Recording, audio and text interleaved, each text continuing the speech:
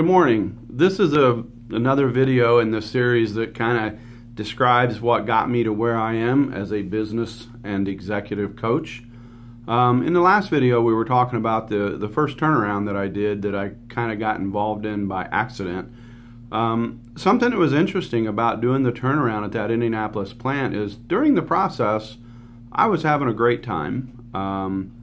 It was brutal work. It was very long hours, sometimes 80, 90 hours a week.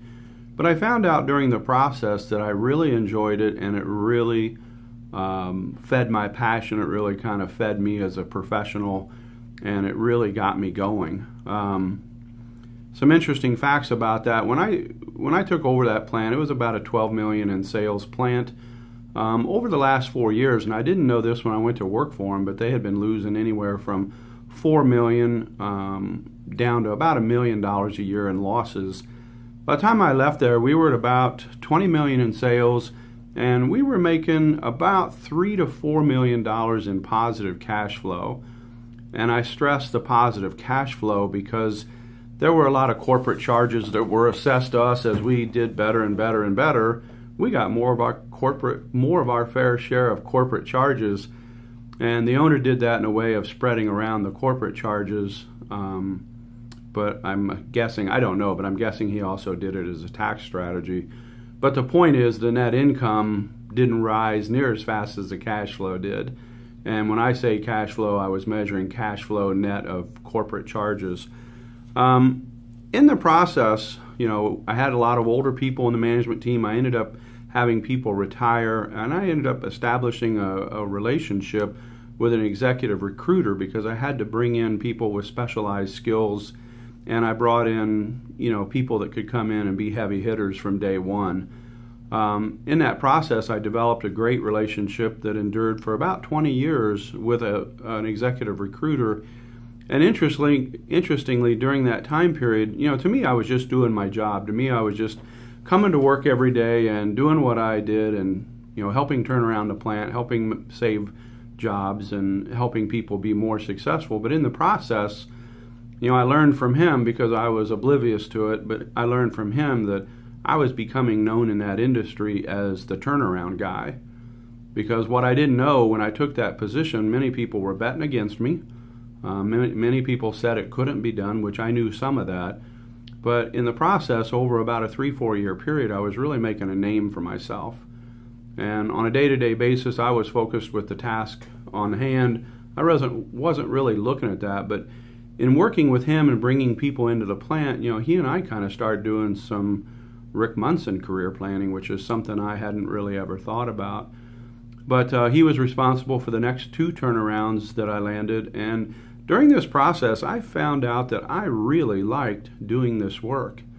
I really liked it because it was fast-paced. I really liked it because I had a lot of autonomy in what I needed to do. I had a job to do, and people pretty much let me do what I needed to do to achieve the goals.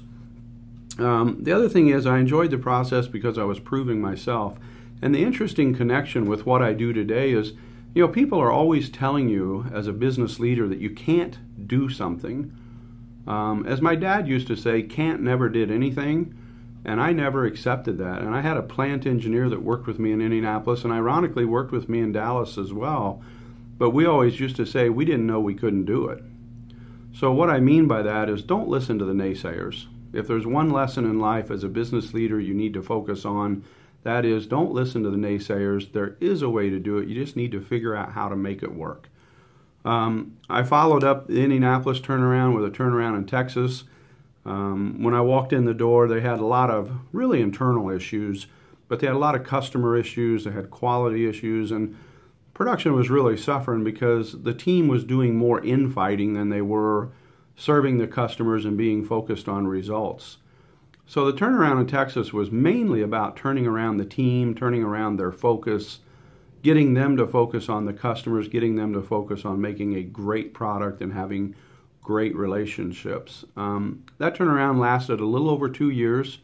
It was highly successful. We set a production record, which I think to this day I don't think has been broken. But we were all about staying focused on quality, customers, and production. And that was really the the bottom line of that, that turnaround. From there, I came to the Poconos and did a turnaround in the Poconos. When I walked in the door to that plant, they had about 20 million in sales, and they were losing about $5 million a year. Everybody in the industry, everybody in business that knew what was going on said this turnaround can't be done. And that was probably the best news I could hear, because from that point I was determined we were going to make it work. When I left there in 2005, they were making a little over 50 million in sales, and our profit at the time was about $500,000 to $750,000 per month. The most recent numbers I had as of a couple of years ago is their sales were approaching $70 million a year, and they were approaching about $1 million a month in profit. So they're doing really well. That was a plant that the corporate parent actually wanted to shut down, and we basically dug our heels in and said, we can do this. So the Pennsylvania turnaround was more about teamwork, more about team focus.